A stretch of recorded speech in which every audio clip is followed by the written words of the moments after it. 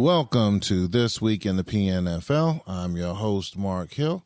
And along for the ride this week is along for the ride this week is Dean Chambers and our commish, Rich Colasino. How you doing tonight, fellas? Very good. All right. I'm good, Mark. I'm happy to be here, even though there's no way I can replace Mitch's Southern charm. Yeah, I was definitely on autopilot because I'm used to just spitting it out, so and just going from there. So, all right, guys. So we have week 1 of the new season in the books. I kind of like the fact having the commish on because he has a different take that he can take look at it and see how the teams are, because he has a pretty decent pulse on the coaches and the players or the coaches and the teams and stuff. So it's going to be kind of interesting to hear his take on this as we go through the week 1 games. Our middle section is going to basically, as we talked about it in pre-show, the elephant in the room. A couple snafus on some games last week. I know that in the emails you guys made your opinions known, and we'll talk a little bit about that. And then third segment, we're going to talk about the upcoming week 2 games. And then on the tail end, I guess you could call it a segment 4, the PCFL is in the playoffs, and Dean will give an update on the playoff race in the PCFL. What teams are in, which ones are out, and which ones are on the bubble. So, all right, guys. I wanted to make one quick comment, Mark, before we get started on week 1 games. I remember the beginning of last season, the three of us would do the show, you and I and Mitch, and typically we had all lost our games, and we'd be talking about how all three of us had lost our game. Now, it's interesting, we start week 1 of this season. All three of us won our game in week 1. Mm-hmm. And by the very slimmest of margins, I think 2 of the 3 games, one was by a field goal, one was by 2 points, and one was by 1 point. So we all won our game last week, but just barely. Just barely. How often has that happened? It's pretty rare that the three of you all win in the same week. I think he said that. Yeah, I think that this is a rarity. I have to go back and take a look, but yeah, it's a rarity. So yeah, but we'll jump into that as well. So. All right, guys. So we are jumping into the week 1 games. And to start off, the player of the week is a rookie quarterback, Shedeur Sanders, playing for the New York Giants. So congrats to the Giants and to their rookie quarterback. So starting off, the first game that we have on the list, we have the New York Jets hosting the Buffalo Bills. And I don't have the alcohol here, but the Jets do what they do. They started week 1 off with a 44-20 victory. We're going to start this off with the commish. Well, this game feels a lot like a last year's Jets game where they rolled up the offense, but they really didn't play very good defense, though. Gave up almost 400 yards themselves. Buffalo just couldn't keep pace, even though they did score 20 points in 20 minutes. The Jets were just too much. They ran the ball. They passed the ball. I mean, even they overcame an interception. No big deal. It's like you said, the Jets just keep rolling offensively. But look out for the Jets on defense this year. Could be the very similar picture this year as last year, that his defense is not very good. Oh. What do you think, Dean?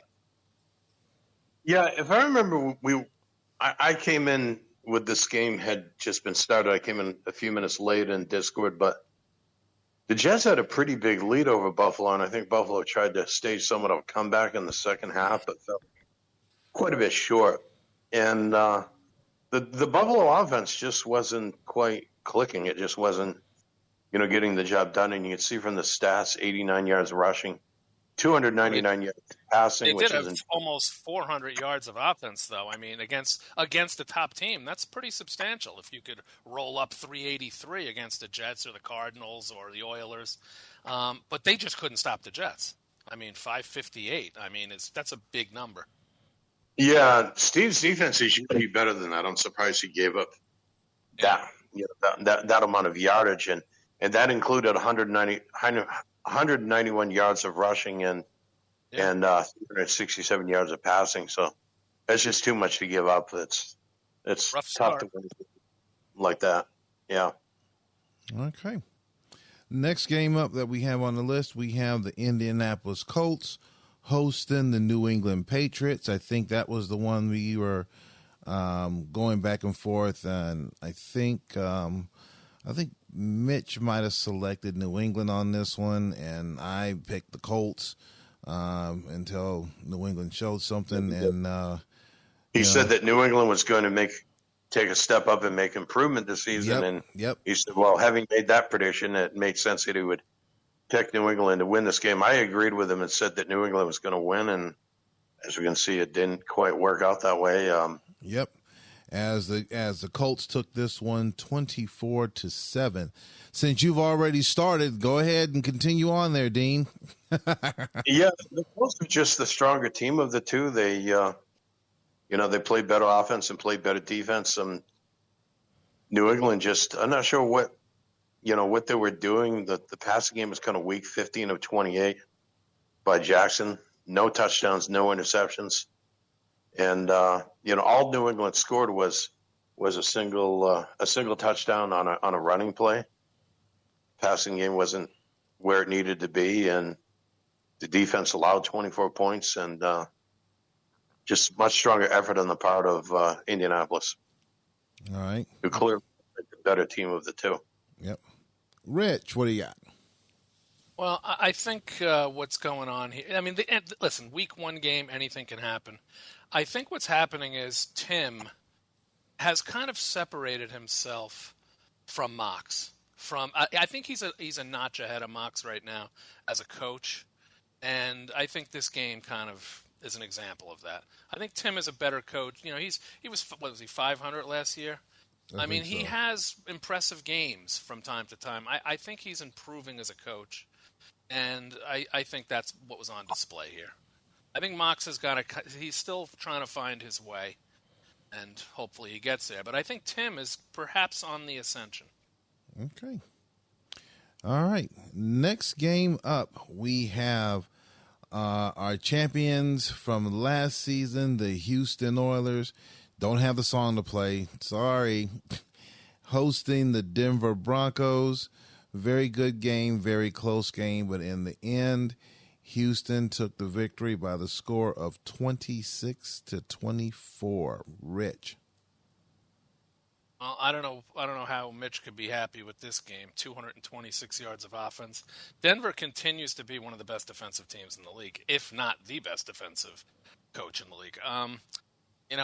But the problem was he threw a couple of interceptions, but Mitch's offense was pretty crappy, and I don't know how he won. I'm not sure how he pulled it off, but that is the mark of a good team when you find a way to win these games that you play badly. I'm sure Brian's not too thrilled right now, but he'll have another shot at him later in Denver. What did you see, Dean? Yeah, I agree. This is one of those games where statistically you would think that Denver won, but the turnovers and the solid defense that Denver played kept Houston from running up too many yards, but they did score enough to win. And Baker Mayfield is even below 50% completions, and he threw an interception, but he did throw 2 touchdown passes. Yeah, I would say Houston is very lucky to win this game. They're very happy with the win, but not happy with how they did it. I'm sure Mitch will look like champions, right? Those weren't the Super Bowl champions, for sure. No, but repeating a Super Bowl champion is tough, and even if that team succeeds in the following season, they will have some close games like this. Yep. And they're better off winning them than losing them. Yeah, but hey, it might have been an ugly victory, but what? It was a victory. That's all it's important. Well, good teams will win those games. Yep. Good teams win some of those ugly ones where you should have lost, and you turn around and you got a couple extra wins because you won games like this. So. Yep, definitely. All right, next game up, we have the Las Vegas Raiders taking on the Pittsburgh Steelers. And the Raiders took this one 21-3. Dean. Yeah, when I look at this game, I'm wondering if maybe Pittsburgh wasn't ready to get started as week one,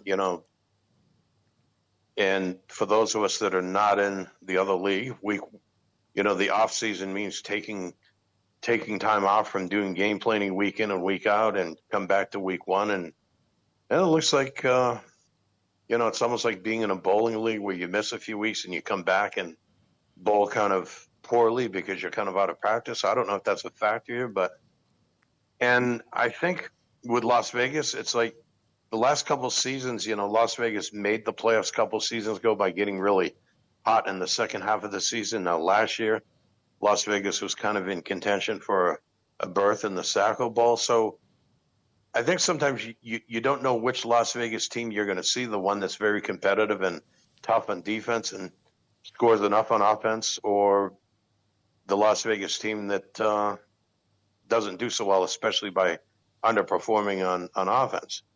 In this game, they seem to have done very well playing defense against Pittsburgh, holding them to just a field goal, and 21 points was more than enough. Does this mean Las Vegas will be much better this season? It remains to be seen. This is, again, one game, and as you said, almost anything can happen sometimes week one. So it's probably not the start. I think all three of us picked Pittsburgh to win on the show last week, didn't we? Yeah, we did. So I guess you call this an upset of sorts. Yeah. Rich, what do you got? Well, it's definitely an upset. And I did speak with Donovan, who said his RM update did not get run. And he thinks the effect of that was his fullback was not in the lineup, his starting tight end was not starting. He thinks it affected his running game. All right, the short running game. Perhaps it may have. I mean, it may have hurt his offense a little bit. I apologize to him for that.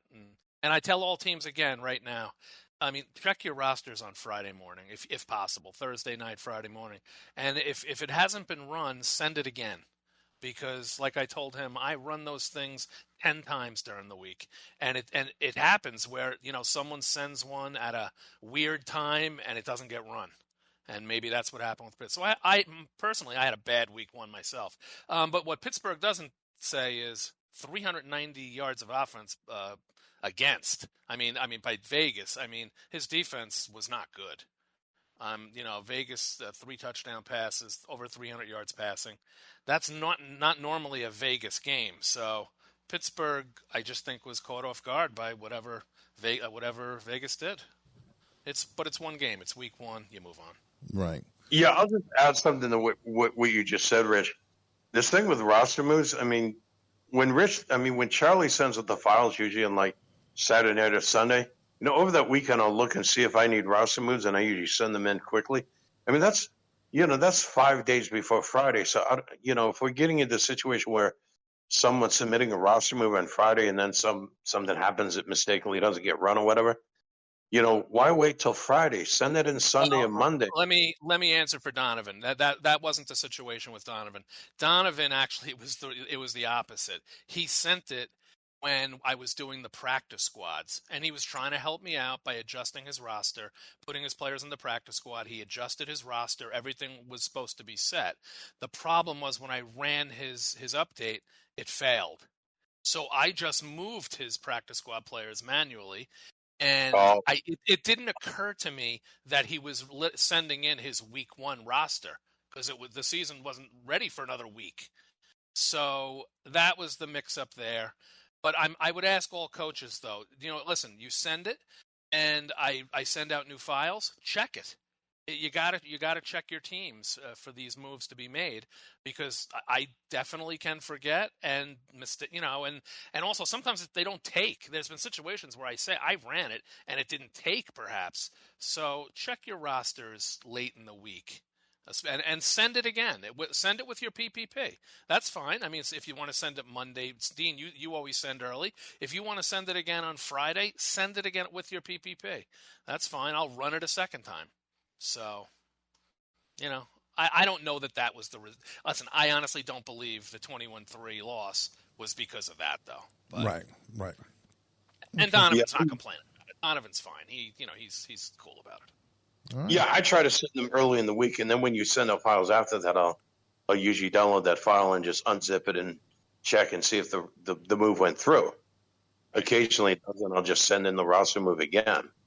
But exactly. It's earlier in the week. The earlier one addresses it and takes care of it, then you don't have to worry about it.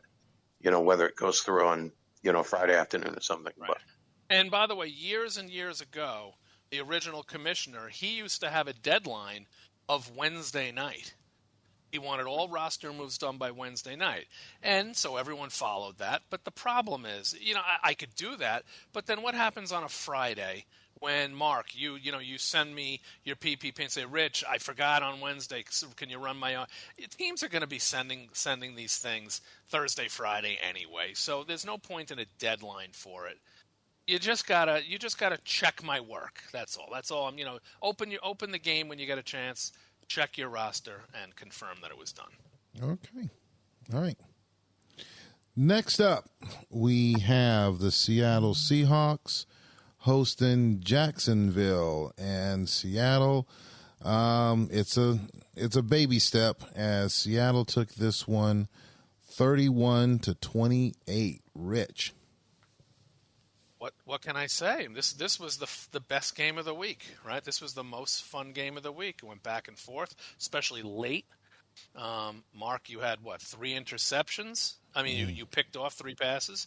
Yep. You scored with a minute left in the game. Yep. This was just a fun game. And listen, I know I'm going to get yelled at by James. I believe this is the first of a home and home with Jacksonville. Yeah. You have to look at your sky, and I know that's not no. Next week is. No, not you don't play. No, I don't mean you play next week, but later in the season. I believe you play him again. Yes, I do. You do. You play him in week. I do believe. Let me see. Jacksonville. Oh, maybe it's not you. Maybe I got it wrong. Maybe you're not. Well, anyway, that game was a lot of fun. That's all. I watched a little bit. I saw the ending of the game originally, and it was just a lot of fun. I enjoyed that game. So, congratulations to Mark. And I'm sorry, Matt took one in the chops late, but it was a fun game. Yeah, and no, I just checked. No, I don't play Jacksonville. I only played them this the only time I played them. So someone else does. Someone else plays the same. It's a home and away with Jacksonville, I believe. Right. Again, it's a scheduling mistake, which James has yelled at me for quite a bit. So it's maybe Vegas. Maybe he plays Vegas. I don't know who it is, but whatever.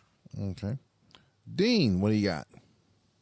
Yeah, I think the big thing here is the turnovers. 3 interceptions isn't going to they're going to make it very tough to win a game, and this was a close game where both teams scored a reasonable amount, and I think those 3 turnovers definitely made the difference. It's only a 3-point game. Yep. And Zach Wilson got player of the game, and actually had some pretty decent numbers. He went 30 of 49, 3 touchdowns, and just 1 interception, as opposed to the 3 interceptions thrown by Thorson.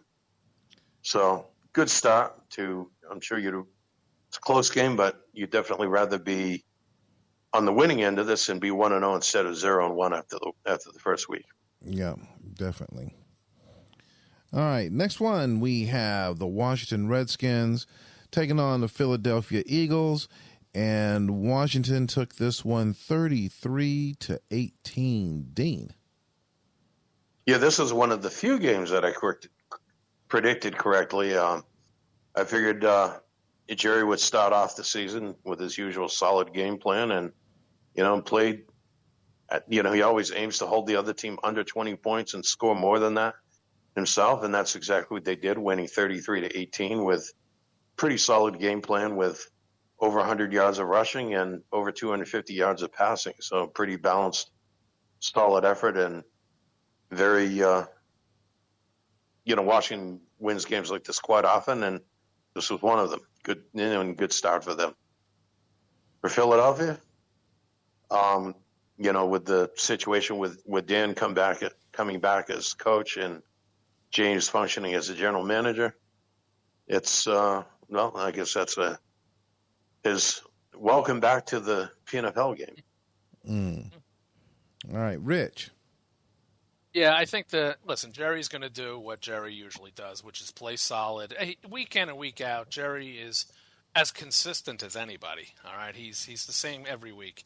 The problem here is Dan. I mean, not Dan kind of abandoned the James profile. I mean, I don't know if he had any impact on this week, but he ran the ball 15 times. The personality of the Eagles last year was they could run the ball. And sometimes James would run it too much and run it down your throat and control some clock. And, he just, it was a better balance. And this week, 15 rushes for 46 yards and, throwing the ball 51 times, right? I mean, that's just not going to work against Jerry. It's not going to work against the good teams. Against the really good teams, you're going to have to be more balanced than Dan was. So, again, Dan hasn't coached in a number of years. And he's been a pretty decent coach, so hopefully he'll kind of find his way again. Okay. And I just noticed the rookie quarterback was a starting quarterback who threw those 51 passing attempts. What happened to J.J. McCarthy, a starter from last season? Yeah. And I wonder if it's James' decision to change the quarterback or it was Dan's decision to change? Yeah, I don't know who has control of the week-to-week roster. I don't know. I don't know how they're sorting that out. All right. Next up, we have San Francisco hosting Minnesota, and Charlie and his boys fell just a bit short, losing this one 21-31. Rich. Well, the 31-21 really was cosmetic because I think Charlie scored a couple of fourth-quarter touchdowns. He was kind of out of this game early. And, of course, this is one of the two games that was replayed. And to be completely transparent, Minnesota won the first game, I believe, by 3. That game was even closer. But generally, Charlie does keep these games, against Minnesota and Chicago pretty close. So, I mean, it's a week 1 defeat for Charlie. But I think he started 1-3 last year, or 0-3, and he made the playoffs. So I mean, listen, you just lost to the team who was in the Super Bowl the last 2 years. So there's no shame in this loss. Right, Dean, what do you got? Yeah, but it was a pretty solid effort overall. Maybe San Francisco made it closer by scoring later, but you look at these numbers. Minnesota was 13 of 16 on third down conversions, so.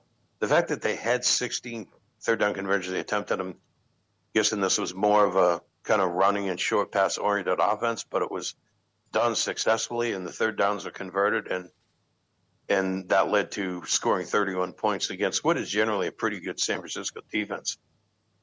So it was good. Charlie converted 10 of 16 on third down too. He also, and again, I admit I didn't watch the game start to finish. It just seemed the score was kind of out of control until the end. It seemed so. Charlie didn't get the running game going. That's for one. And Charlie also is another one of those teams that I think he needs to run the ball. I think he needs to have a successful running game because he's not normally a passing coach. He's more balanced, and he likes to run the ball. So I think Charlie would need to get back to running the ball successfully if he's going to compete in this division. Yeah, I agree with that. Most of the times when Charlie's team has done well in offense, they've established the running game. In this game, again, just like the Philadelphia game, Purdy threw 47 attempts, and that's usually going to get it done in his offense. Yeah, I agree. It's too many. 47 passes and 19 rushes. That's not going to work for Charlie. Okay. Right. All right. Atlanta hosting Chicago. Very close game. I think I know there'll be a little bit more discussed as we go along with the show. But in this one, a very close game, very tight game. And Atlanta took this one 15-14. We're going to start with you, Rich. Well, I think this game, if I'm not mistaken, it was 14-12 Chicago in this game, mid-fourth quarter. Is that right, Dean? I mean, and wasn't it also 14-12 in the first one at one point? I thought the score was literally the same. Or maybe it was 14-13. It was very similar. And he scored a touchdown late in that game in the original and won the game by 10. But it was really so basically the game was close. Both of the games were close. Now I think the yardage was a little more lopsided in the first one. This one was close though. I mean, this is just good defense by both teams, and I got to be honest, I did watch a little of this late and thinking, it's the Falcon defense. What the heck's going on here? So, good on you for playing solid defense against Justin. Again, it's a week 1 game, and it's so hard to predict what teams are going to do. I mean, so these results do happen, in week 1, 2, 3, until people get more established in what they're doing. All right. So, Dean, what do you got, Coach? Yeah, one of the things I tried to do a little differently was how I was scouting the other team, and I assumed that Justin would be back in full force, actively coaching his team and trying to win games. So, I think the big difference here was, both sides, as Rich said, played defense pretty well, and I figured my defense would be better, but it was actually better than I expected. The offense, on the other hand, didn't quite get the job done, and that's why this game was so close. So I definitely need to work on being more effective on offense. When you look at this game, 101 yards of rushing, it's not too bad. 229 yards in passing. The passing could have been better. Burrow was 25 of 42 and only threw one touchdown pass. So granted, it is tough to move the ball a lot well and score a lot on Chicago's defense. Okay. Last game for week 1. This one has our player of the week, our rookie player of the week, Shedeur Sanders, and the New York Giants taking on Shuggy and the Green Bay Packers. And the Giants just went off, taking this one 41-18. Dean. Yeah, we watched this game on Discord. The Giants were pretty successful in offense, doing whatever they wanted to. Shedeur Sanders looked like he just continued playing as he did in Colorado, at the next level with our New York Giants. Barkley ran for 114 yards, 7.6 yards per carry. I mean, just everything they did worked on offense. And Green Bay, their offense had kind of a tough day. Malik Willis was only 13 of 26 and 2 touchdowns, but he also threw an interception, whereas Sanders threw 5 touchdown passes and no interceptions. So it was really even more of a blowout than the score looks. It was just, I mean, Green Bay made a bit of a comeback with a couple drives. I remember in the second half. I mean, this game was just a dominant win by the Giants. All right. Rich. Well, Dean pretty much said it all. It was just start to finish. It was a beatdown. Everything the Giants did worked. His rookie quarterback, winning player of the week, 5 TDs, Barkley, 7.6 every time he touched the ball. Green Bay's going to have to figure out how to play defense. I mean, good for Sean. It was a great first week for Sean after a really tough season. So I'm happy for him. But Shuggy's going to have to figure something out defensively because that was pretty ugly. You don't want to give up, 543 yards a week. So he's got to do something. Yeah, a lot of work. All right, so we've gone through the week 1 games. We're going to pivot over to our middle segment.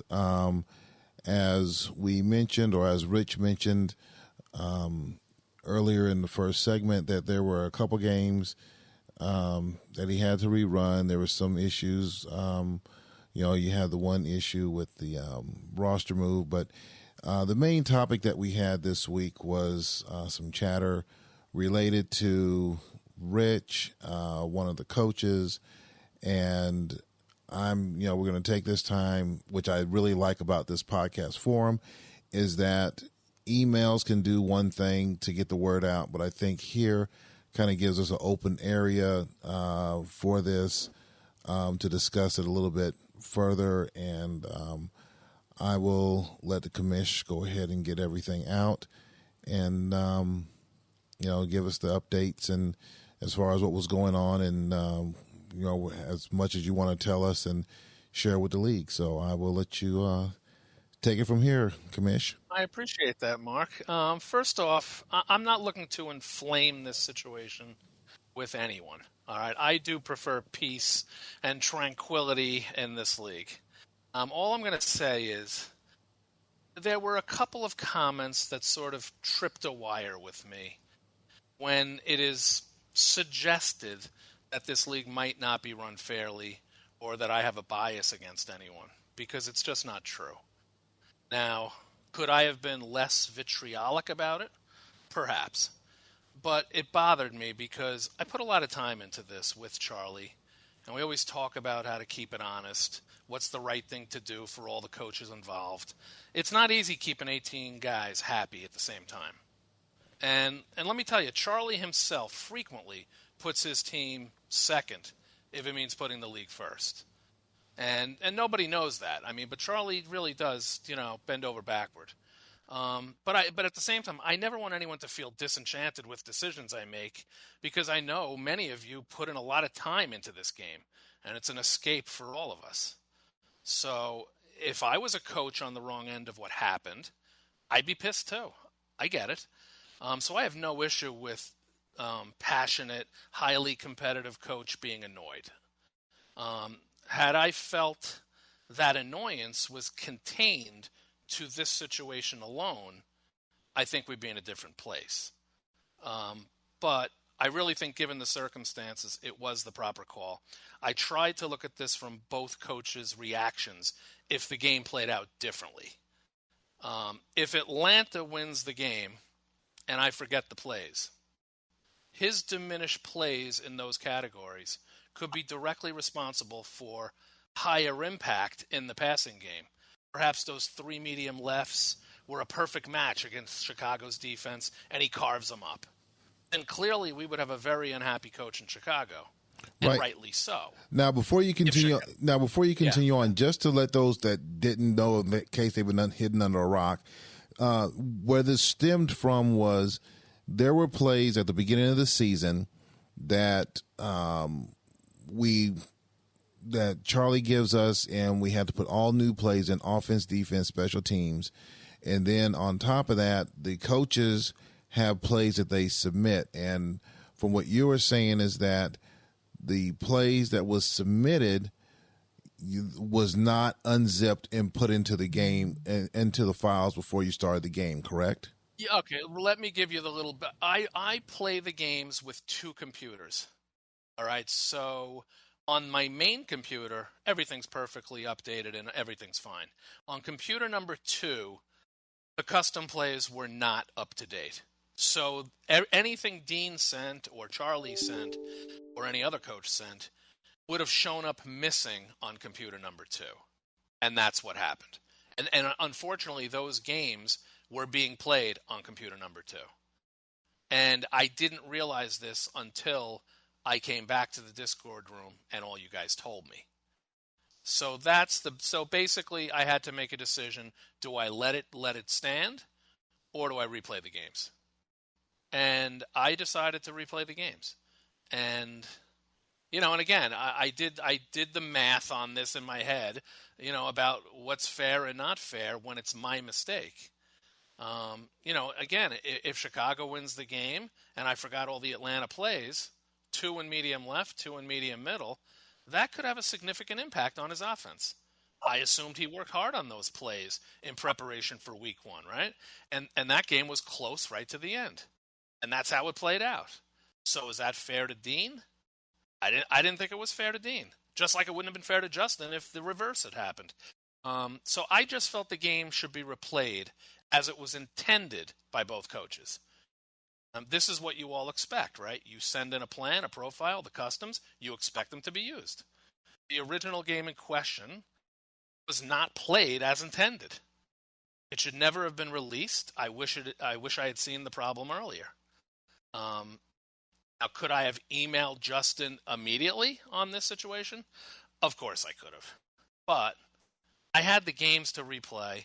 I had a bunch of other games I had to play. I just didn't want the fight on Friday night. I was busy, doing this, and I just didn't want the fight. I was trying to feed the Discord crew with games. I knew the discussion would come my way in the morning, as you guys, you heard me mention in the Discord room, that if Justin had seen the game, he's going to be emailing me, and he did. Now, if the mistakes were Dean's, and there were missing plays or a bad profile, the game would not have been replayed. Chicago would have won the game. We've had other situations where coaches make mistakes, and the team who was aggrieved did not get a replayed game, but he received compensation from the coach who made the mistake. I do not want to replay those games because it opens up an avenue where every time there is a small mistake, a coach would scream, replay. So if you guys screw each other over, and it's not unbelievably gross, the game is very likely to stand. A day could come where one team makes 50 errors and wins the game, and I feel compelled to replay it. But luckily, we've never seen that. There's a high bar for that. Now, I do recall a game where a team improperly used razzle-dazzle passes and had 2 touchdowns and over 200 yards on 7 for 8 passes, and he won the game by 3. The other coach emailed me saying, "What the fuck?" Did it impact that result? It sure did impact that result. But I told him the game stands. It happens. Suck it up, basically. Right. So now, if I screw over a team, what's the remedy? Tell one coach tough shit and move on? That doesn't feel fair to me. I replay the game as it should have been played originally. Right. So, and by the way, if you're wondering if I've ever played a game over, like has this happened before behind the scenes, right? I mean, Justin had talked about transparency. The answer is yes. The kicker game where 75-yard field goals were taking place on purpose was stopped in its tracks as soon as I saw it, and I discarded it. I deleted it, and I used an old profile. Other games of missing plays have been stopped and replayed. So it happens now and then, but infrequently. So that's pretty much my take on all this. And in my mind, listen, I move on to week 2. I'm holding no grudges against anyone. But, I mean, the bottom line is, I take it very seriously that you all believe this is all fair and square on the up and up. Because if you don't believe that, then this league is over. And by the way, of course, it is fair and square on the up and up. I have nothing to hide. But I don't like when even subtle accusations are made, because that's not good for the league, and there's really no way for me to make you believe it. And I'll add this, that there was this suggestion, well, why aren't all the games live? Now, Dean, you're a commissioner now, and Steve is a commissioner. I don't know that everyone understands how difficult it would be to play 9 games live, how much time that takes, and opening up multiple programs to do it, and then doing it one game after another. You'd be sitting there for 7 hours. It would be, and by the way, that also takes a toll on your internet for all that time, and then you're trying to upload the games. It's a nightmare. And by the way, that doesn't factor, what if the game crashes? And then you got to stop the recording, you got to restart. It's a very stressful situation to play these games live. And by the way, the quality of the game is more poor because the internet stream sometimes goes bad. And so it's a little herky, it's a little messed up. So, no, it's live for you. Why does it have to be live for me? And as I explained to Justin, I play these games at my convenience. It's easier for me that way. If I have a match on Thursday night, I play the game. If I have 2 matches on Friday morning, I play the games. They're ready to go for you guys in Discord. I play the games as they come in, as I get matches, if I have the time. But there are times when I want to play one game. Maybe I step out and go to the store, right? Maybe I go pick up my kid at school. Maybe I go take a shit. Whatever I do, I don't want to be tethered to a computer for 6 or 7 hours straight playing games for really, how many people would be in a room for 6 or 7 hours straight? 2? That just seems ridiculous. So I'm very appreciative of the coaches who reached out, who believe in what's going on here. because it is fair and square. There's no funny business going on. I don't care who wins these games. I just enjoy you guys, the banter, the competition, and I think we have a very competitive league. And I just it bothered me a lot. Now, did I overreact with Justin? Perhaps I did, but you know what? It really kind of annoyed me in that moment.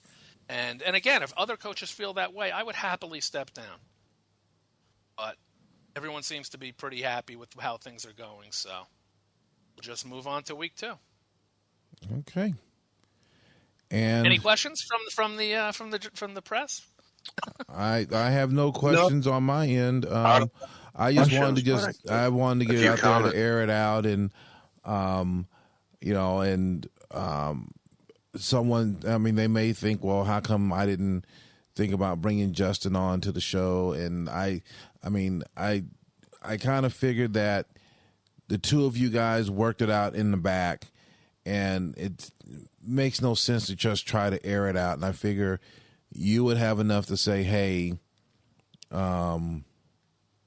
you would definitely get the words out the way that you felt was best for the league as a whole, and not just turn it down to a big banter. I mean, by all means, if Justin wants to add to this, I definitely can say, hey, I can bring him onto the show next week. More than willing to come on out and discuss it. Or if he wants to, we could do a show during the week, a smaller segment, and I can do a one-off to get his comments in as well. So that's my take on it, Dean. Yeah, the idea of running live games that Rich mentioned, that would be quite a challenge, and of course doing 9 of them. On a couple occasions, I invited a coach whose team was playing to connect with me on Ultra Viewer and then watch the game as I was playing it and recording it for the video, and it worked okay. But doing one game here or there, it's a whole lot different to do what Rich was talking about, do like all 9 of them, in a session, and that would be much more challenging to do. And as Rich said, when we watch the game, it's live for us, even though it might have been played an hour ago on one of Rich's computers. The other thing that I was thinking about when he talked about how many times a game had to be replayed, this coming week we're going to finish the second season of the PCFL, and a game has only been replayed once.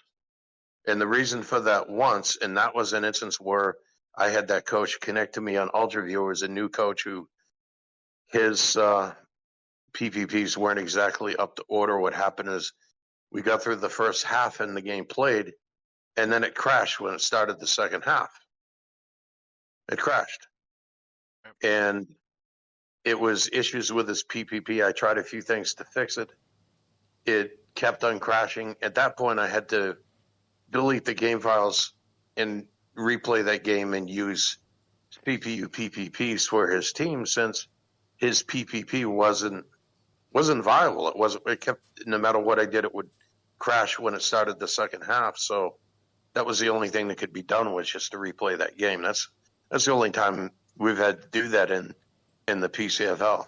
Right.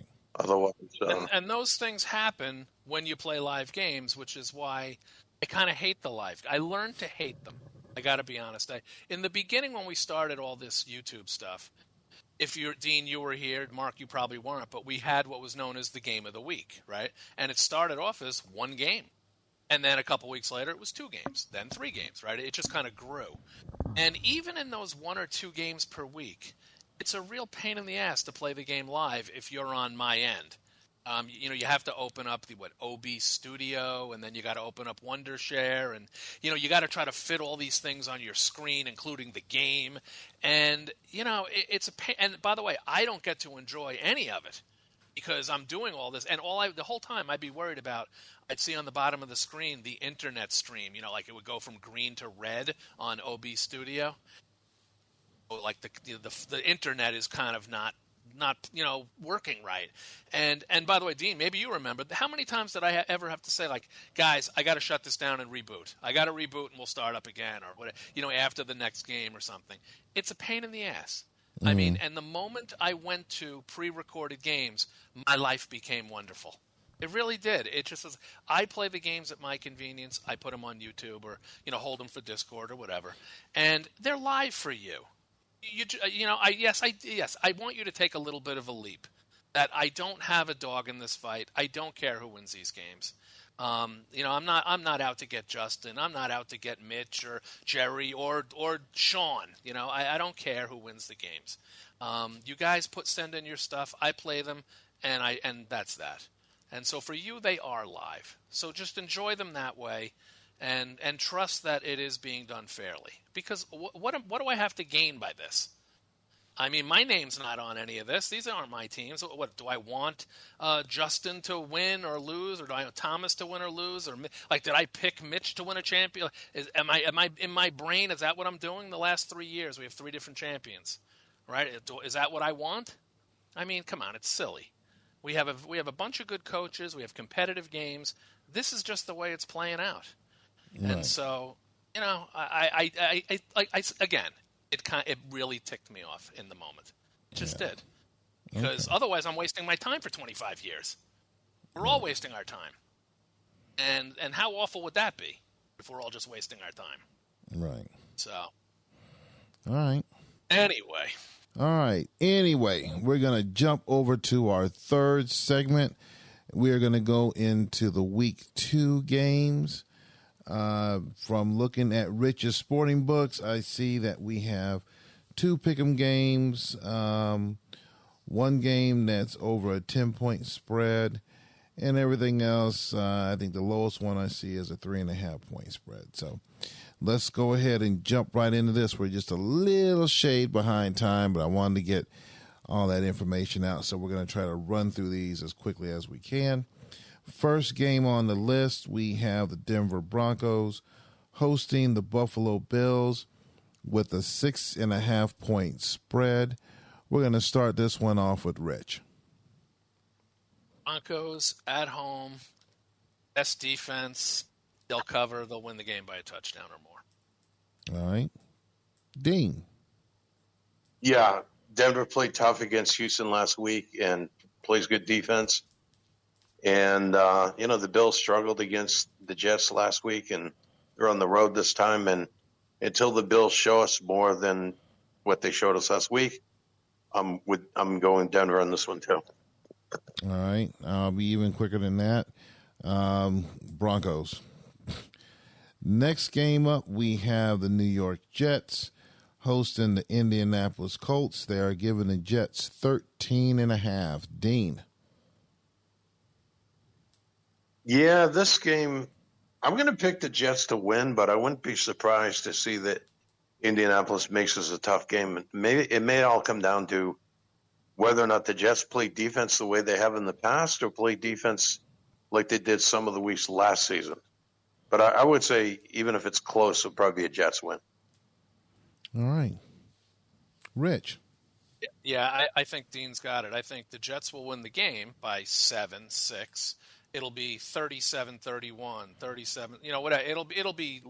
They won't cover because when you play bad defense, you're not going to cover 13.5 points. Yeah. All right. I'm going to go with the Jets on this one as well. Next one up, we have a classic. We have the Houston Oilers taking on the Pittsburgh Steelers. They are giving the Oilers 4.5. Dean. Yeah, after what we saw the Pittsburgh do last week, and it is a home game for the Houston Oilers, who are going to be very happy to win and cover that spread. All right, Rich. I'm going the other way. After the Steelers lost this week and probably feel like he deserved a better fate, and Mitch is on vacation. I don't know what he's doing. I mean, when I made this line, I didn't know Mitch was away on vacation. I'm taking the Steelers to win this game. All right. I'm going to take he is the champion, but I am partial to the Steelers. Always have been. I'm going to go with the Steelers for the upset this week. First of our two pick'em games, we have the Green Bay Packers taking on the Las Vegas Raiders. Rich. This is a tough game. This is why it's a pick'em game, because you just don't know who's going to show up. But I'm going to take the Raiders just because I just don't like the way the Packers play defense. And until they show me they can play defense, I'm going to go against them. So I'm going to take the Raiders this week. All right. Dean. I think the Packers not only need to figure out how to play defense, but their offense could be more effective than it was last week. The Raiders have generally been pretty solid on defense, even in a lot of the games they were losing last season. And I think they'll be able to play some offense effectively against that Packers defense. So, yeah, Raiders going to win this game on the road. All right. I will concur. I'm going to go for the Raiders for the upset. Next one up, we have the Vikings hosting the Eagles. They are giving the Vikings 9.5. Dean. Yeah, you can tap that bottle again, and we'll say the Vikings are going to do what the Vikings do, and that is they're going to win and cover that spread. All right. Rich. Well, if Dan is going to bring that offense into Minnesota like week one, then he's going to lose this game. So I'm going to take Minnesota to cover this game, and we'll see if Dan changes it up and is more balanced. All right. I'm going to go with the Vikings as well. I can't get one of the pom-poms from Mitch because he is not here. So I'm going to go with the Vikings. Next one up, we have the Falcons hosting the Redskins. They are giving the Redskins 8.5. Rich. Well, I mean, the way Dean played defense in week one would make me think Washington may have a little trouble. And also, Dean, aren't you like 9-1 in college? I mean, I don't know, is this a Dean fence 2.0? I mean, I don't know. I'm going to say Washington will win this game, but they won't cover. I could see a 4 to 7 point Washington. Okay. Dean, what do you got? I would say, that in the piece of 10-1, but that 10-1 includes a record of, I think, like 2 or 3 wins against human coaches, and you can go look at them, and I'm not putting anything down, but those were close games against coaches that are below 500 in the PNFL, and the one strong PNFL coach I played, which is Justin, I lost that game by 17 points. And then all the others were CPU wins. The difference was I was much better at beating CPU teams in the PCFL this season than last season. Last season I went 6-6. I lost a couple games. I was looking at something last night. Of all the games that I played against Jerry the whole time I've been in the PFL, we're like even. I think it's like 16 versus 16 or something like that. Really? And is that true? Yeah. I looked at it last night. The whole time that I'm gonna have to research that. That's interesting, if true. Yeah, I've been more competitive against. I mean, if you look at how many times I've played Charlie, he's beaten me most of the time. Right. Mitch has won every game except for a tie.